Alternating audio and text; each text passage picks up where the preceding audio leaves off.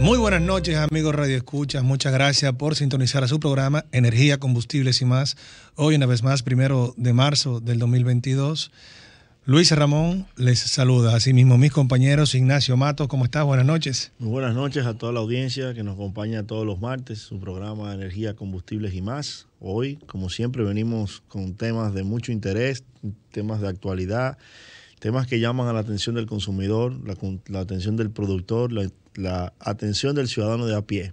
Agradecemos siempre la cortesía de su audiencia y esperamos que se mantengan con nosotros para que aprendamos mucho de lo que viene a tratarnos nuestro invitado del día de hoy. De nuestro plato fuerte, Muy buenas noches, José Colón, el ingenierazo. Bueno, gracias a todos por a nuestra radio escucha. Estamos aquí nuevamente en el día de hoy para aportar contenido fresco, innovador y actualizado. Y sobre todo que aquí en cabina tenemos a alguien muy allegado definitivamente. Sí, que tendrá un plato fuerte que es digno de aprovechar. Hoy la verdad que tenemos, más que un profesor, tenemos un maestro realmente. Y ya verán por qué. Y sin más preámbulos, contamos que el tema a desarrollar en el día de hoy es territorios y ciudades productivas en América Latina y el Caribe. Será desarrollado por el arquitecto Elmer González, quien es presidente del Foro de Ciudades de América Latina y el Caribe. Es arquitecto, académico, investigador, planificador urbano, empresario, especialista en gestión y planificación de proyectos. Ha colaborado y colabora con un sinnúmero de instituciones nacionales e internacionales por larga data, desde docente, asesor, miembro de comités, consejos directivos, director, etc. Asimismo, ha sido galardonado en varias ocasiones por gremios, organismos e instituciones locales, extranjeras y supranacionales de gran relevancia, principalmente en las áreas de la arquitectura y el urbanismo. Así que sin más, le damos las buenas noches a Elmer González, repito, más que un profesor, un maestro que viene hoy a hablarnos de territorios y ciudades productivas en América Latina y el Caribe. Buenas noches, José, Luis, Ignacio, realmente un honor estar aquí en este interesante programa, una plataforma de interés para toda la República Dominicana. Bueno, pues entonces vamos a comenzar inmediatamente con este plato fuerte para que los consumidores empiecen a aprender sobre territorios y ciudades productivas. Esto que es importante por su solo título. Vivimos siempre entre ciudades y naturalmente en territorios. ¿Cómo es esto de ciudades productivas? Cuéntanos. Hemos estado desarrollando nuestras vidas en un territorio que tiene una historia, que tiene una extensión, pero que a la vez tiene unos potenciales.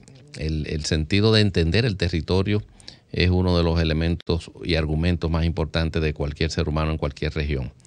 Desde el mismo origen, etimología de este término, terri viene de tierra y rium es resultado, el resultado de la tierra.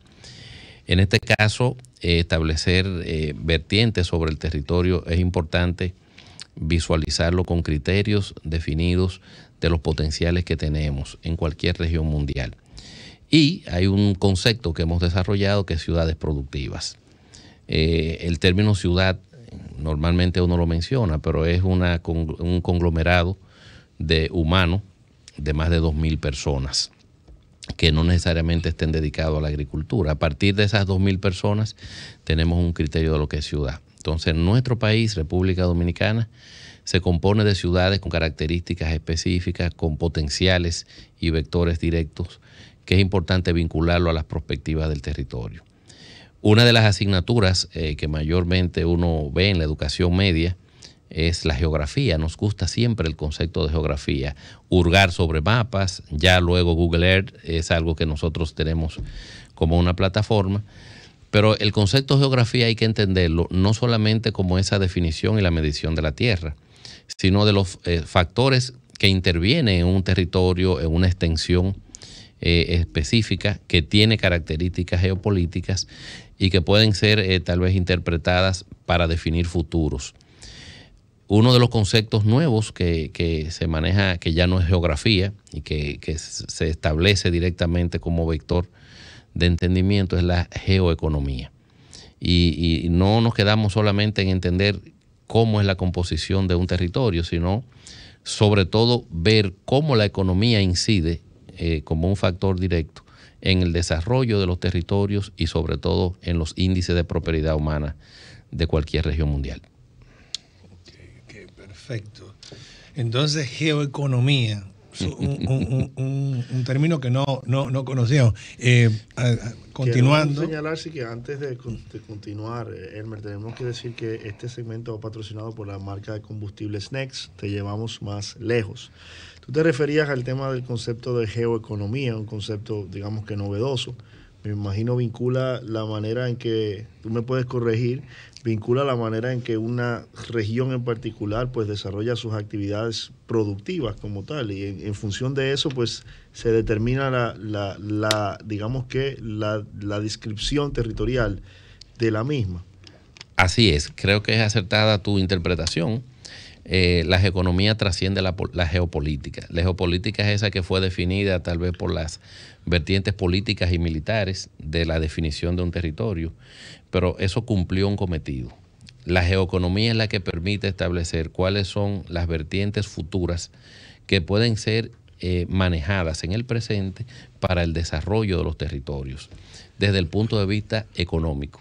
Y cuando hablamos de lo económico, también hablamos de lo productivo y los índices de desarrollo que tienen esas zonas. Entonces, la geoeconomía, eso puede, o sea, hay un indicador sobre geoeconomía, o sea, que si grandes capitales en el mundo quisieran invertir en un lugar en específico, eso forma parte de un indicador. Así es.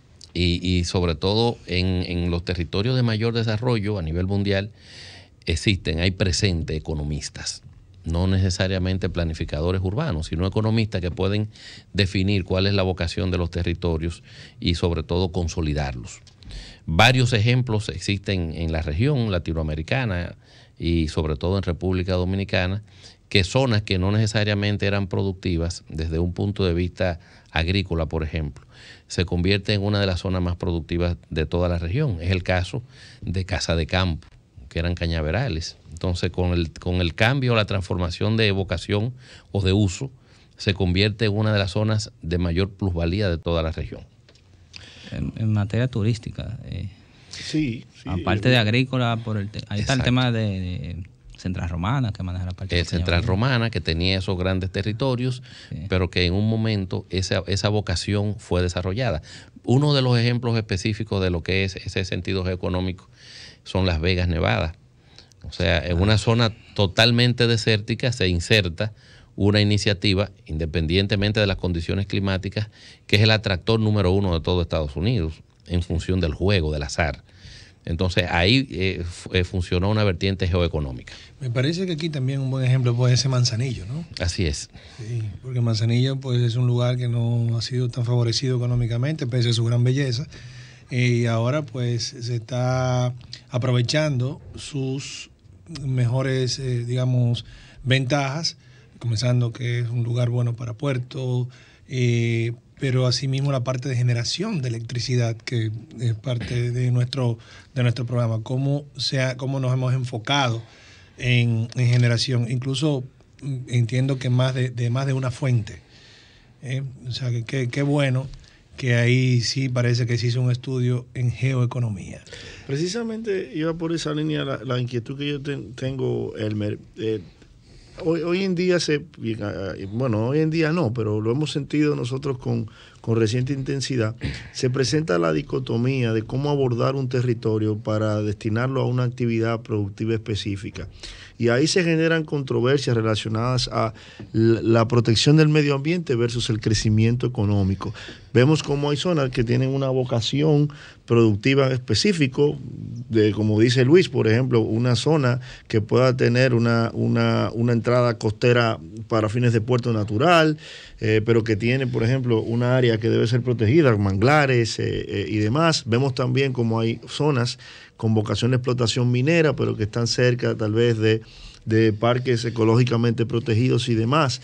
Entonces, en ese sentido, ¿cómo podemos hacer nosotros un abordaje desde el punto de vista del concepto de la geoeconomía y de las ciudades productivas para tratar de incidir en esa controversia que se presenta respecto de la explotación de recursos naturales que pueden generar un crecimiento económico, una demarcación específica, versus la necesidad de proteger la biodiversidad y el recurso natural que se encuentra en esa zona, tal vez, vulnerable a una explotación rígida o excesiva de los mismos?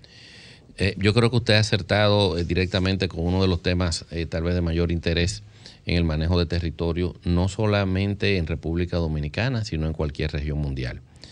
Existen realmente consolidaciones naturales que pertenecen a organismos Ramsar, por ejemplo, determina temas de biodiversidad que hay que proteger. Sin embargo, hay una frase, una máxima que establece que el tractor puede cambiar la historia y que los territorios, además de sus componentes naturales, también son sus personas. Nosotros tenemos un ejemplo muy definido con el caso de la zona sur, de la zona de Pedernales, donde durante años esas personas han esperado, o sea, los habitantes, los pobladores, el desarrollo en el sentido turístico fundamentalmente, de una zona que tiene mayores potenciales naturales que cualquier otra región, no solo del país, sino de todo el Caribe. Entonces, existen planes de manejo desde el punto de vista de sostenibilidad. El concepto de sostenibilidad hace 33 años que se comenzó a usar en un foro y todavía la gente no entiende bien lo que implica lo que es el concepto, la idea de sostenibilidad. La sostenibilidad precisamente no es dejar de hacer en esos entornos comprometidos lo que se puede hacer de manera correcta. Simplemente con manejo, con mitigación de impactos y con elementos adecuados se puede generar un desarrollo en esas zonas comprometidas que a la vez se hagan productivas. Si no son productivas, entonces no son eficientes. Hay que establecer que la eficiencia se puede hacer con un manejo de sostenibilidad ambiental, con una medición de impactos especialmente, pero sobre todo con la integración de los pobladores. Sí, es vital el tema de la incorporación de los pobladores por el hecho de que el desarrollo productivo no tan solo se debe concentrar en la explotación de una actividad particular, sino en cómo se integra la comunidad y cómo se hace que esa comunidad pueda beneficiarse del entorno. Yo, por ejemplo, conozco de un caso muy especial en la República Dominicana, y es el hecho de la central termoeléctrica de Punta Catalina, por ejemplo. Yo en un principio tuve la oportunidad de ir a la zona mucho antes de que se desarrollara el proyecto, y básicamente eso era monte y culebra, como se dice en lo particular. Sin embargo, el desarrollo de un proyecto de esa envergadura, promovido por el Estado y demás, pues le dio vida, digamos, productiva a esa zona, vida institucional por el hecho de que hay que proteger la demarcación y los negocios que se desarrollan en la zona, e inclusive comienza a profesionalizarse porque muchas actividades, porque hay una demanda de servicios que surgen de la instalación de un activo de esa naturaleza, que requiere que en esa zona se instale una oferta que pueda hacerle frente. Me imagino que esos son conceptos que se abordan desde la geoeconomía, y nos encantaría que pudiéramos seguir hablando del tema, pero tenemos que ir a la pausa. Por favor, manténganse con nosotros. Energía con